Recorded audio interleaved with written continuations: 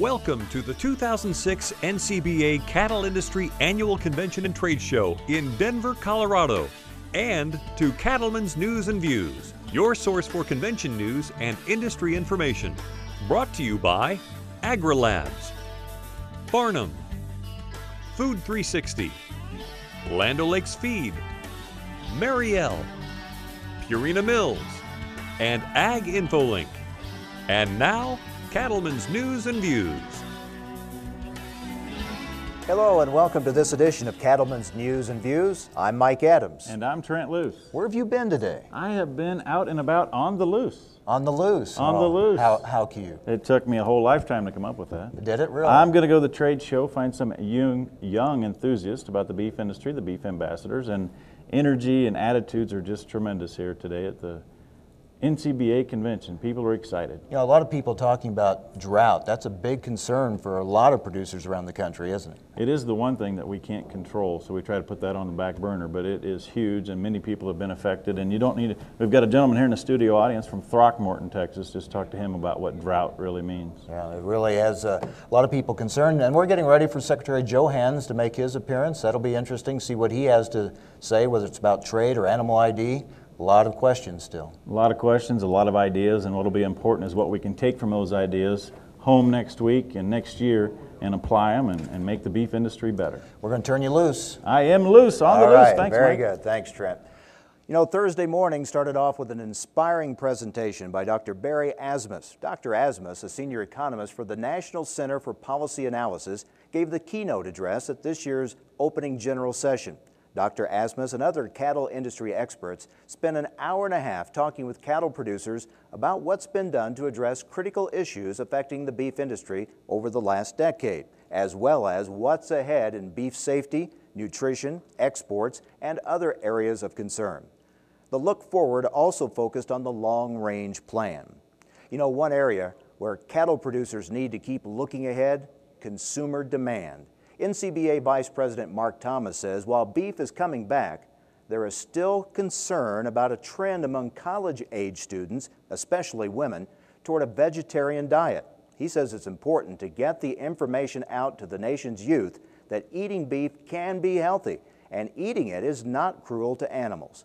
Thomas says chicken is also a big threat to beef when it comes to supermarket sales, but he's confident beef can win the battle. Well, we do it a couple ways. First, let me say that beef holds a position in the collective consumer consciousness that no other protein has. When you ask consumers to describe beef in terms of an automobile, you know what they say? Jaguar, SUV, big pickup. When you ask consumers to describe chicken in terms of an automobile, you know what they say? Fiat, Volkswagen. A little later in our newscast, Trent Luce will show you how some young ambassadors are getting the word out about beef. Our radio show AgriTalk is also putting its finger on the pulse of the beef industry, and on this morning's show we heard from experts on issues ranging from trade to animal identification. Also discussed the benefits of the Cattlemen's Beef Board's Beef Checkoff program through advertising, education, and research. The group is working hard to increase the demand for beef. So what we're trying to do is look at ways in which to increase that demand, and that demand translates into profitability for producers, and so that all ties together. If you missed our live taping, be sure to watch our recording on the NCBA television network between 10 p.m. and 11 a.m. Efficiency is an important part of a successful cattle operation, and Land O'Lakes is right there helping you make that happen. Trent Luce is here now with Business Director Mike Krakowiak. Thank you, Mike. I appreciate you finally giving me a little time here this evening. Mike Krakowiak. Mike, did I do that right? Krakowiak. Land O'Lakes Feeds, and when we talk about precision agriculture these days, folks, we're not only talking about soil management, we're talking about precise and exact nutrition, and it takes a few years of research to be able to accomplish that, Mike, right? Oh, that's true, Trent. As a matter of fact, research behind our Land O'Lakes brand is something we're very proud of. The Land O'Lakes company has been involved in supplying nutritional products to the cattle industry for 85 years, and we've been doing beef cattle nutrition and management research at Gray Summit, Missouri, our Longview Animal Nutrition Center since 1926, so we've been at this a while. And when we talk about nutrition, even 85 years ago compared to today, I marvel. And you look at the efficiencies. We've got cattle converting now at 5 pounds of feed to a pound of gain of dry matter. You know, it's just amazing what we've been able to accomplish, and it's due to research and also improved genetics, obviously, but it's a combination of everything. Sure. Genetics and nutrition work hand in hand. The industry has made tremendous strides in genetics, and we've had to work hard to keep up with the industry in that regard. We used to have conversions in the swine industry that would approach what we can do now in cattle. When we look at the cattle business and our customers and do our own producer interviews, what's important to our customers are the cattle, helping them reach their genetic potential, maximum profitability, and sometimes getting the cattle to look a certain way. The other thing that's important to our cattlemen is the land and their stewardship of the land. And I guess a lot of these folks have the attitude that they don't want anything to happen that's not progressive during their watch. And then a lot of our customers measure their success by the ability to share that lifestyle and pass this operation and business that they love on to the next generation. And everything we do and everything we think about and the products and programs we develop are around those three areas. I think if you took a poll of any rancher here, they would tell them that's their #1 objective, is create a better opportunity for their kids than what they had themselves. I want to come back to something because I think we sometimes lose sight of that. You referenced the efficiency in the pork industry, and today it's not uncommon to have 2.5 to 1 efficiency on a wean to grow phase of the pork industry. Chickens are close to 1 pound, and that really brings it front and center how important it is to continue to seek and improve that efficiency in the beef industry as well, because let's face it, what it is about is taking natural resources, converting them into human consumable products. When you talk about competition, you've got to weigh that in. How much pounds of feed is it going to take to compete with the pork and the poultry? Exactly, and when we have local feedstuffs that are available, we have to take that into consideration. With freight costs the way they are today, we used to be able to ship products quite a ways and it would still be a profitable situation for our producers. Things have changed now in the last few years, and it doesn't look like it's going to get any better. So helping our customers find ways to become more efficient is really one of our missions. Where's the peak, Mike? Your crystal ball. Can we be more efficient? Can we beat 5 to 1?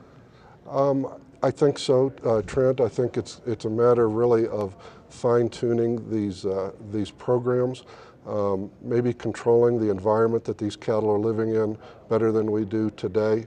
That might be the biggest thing that we can do here in the next few years. We can continue to make strides in nutrition.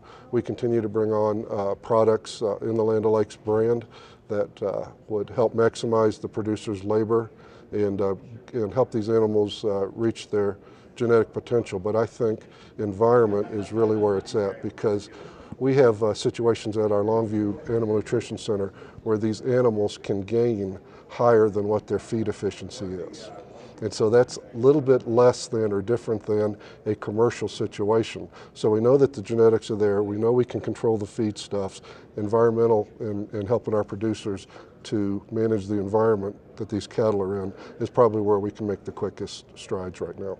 It's amazing, isn't it, the science and the research that we all put into simply producing food on farms and ranches to allow producers to have the opportunity to pass the ranch on to the next generation. I appreciate it, Mike. Thanks for your time. My pleasure.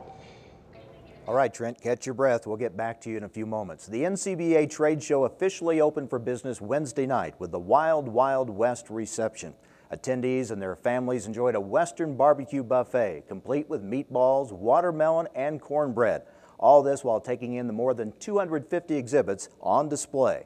The Western Swing Band, the High Flyers, had the crowd's toes tapping later in the evening. And the Austin-based trio is famous for blending jazz with Western swing. You know, the buffet wasn't the only thing that had mouths watering. A cooking demonstration by Chef Richard Chamberlain and Betsy Hornick, authors of the Healthy Beef Chuck book. How about cookbook featuring beef? Tempted plenty of taste buds. It's so good I can't, my mouth's watering now. The two prepared a recipe using lean beef. Later, the pair signed copies of their book. And that's not all. Attendees also got their first glimpse of items up for silent auction, from framed Western prints to wood carvings to handmade leather goods. You know, there's something for everyone. The auction benefits NCBA PAC, and you have until Friday at 2 to place your bids. The trade show will lead you to the latest products and information and make your cattle operation more profitable. And while you're there, you might even find lunch. And if you're looking for some good chow, Friday afternoon, head for the restaurant area in Exhibit Hall C, where you'll find a lunch buffet. The Flat Iron Grill will also be open in Exhibit Hall A. Here at Cattlemen's News and Views, we want to hear what you think about the issues that affect your business. And our man, Loose on the Street, Trent Loose, joins us now from the Drover's booth with the talk in the exhibit hall. Thank you, Mike. We are on the trade show floor getting the views of some of the participants here at this year's convention. Dan Dorn is from Decatur County Feed Yards, Oberlin, Kansas. Dan, quite a convention, 5,500 people here, and everyone seems to be excited about the beef industry. It's a great convention with all the people. It's like Old Home Week to me, Trent. I got relationships with producers all over the country, and they're all here at one spot. And you're right, change and technology is just very exciting out there. Relationships, it's just kind of hard to make any progress through the trade show because you go 10 feet, you find 10 people that you haven't seen since last year at the trade show. That's exactly right. I've been seeing what it was last night, traveling around. I didn't get through maybe a tenth of it, just seeing people outside of all the meetings and committees we're involved in. The dynamics of the beef industry are certainly on the forefront here. National ID, traceability, it seems to be on everyone's mind, but there are so many things. Bioterrorism, so many things. Food safety, DNA markers for genetic quality of tenderness. How do you comprehend all of that and take something home that you can use? You can't. Our involvement, we've been involved with all of that, with ID and genomics and gene markers, and it's so confusing, but try to decipher it. But if you can find the good ones, and there's a lot of good technology here to be involved with.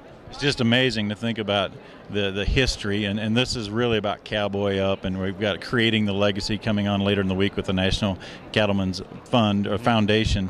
And the history of food production, people really have no idea the science, the research, the efficiency that's involved in converting the natural resources of the plains, where you're involved in beef production, into human consumable products that go on tables every night across this country. And the thing we forget about most is the people who are involved in this great industry. It's just incredible people that we have involved with us.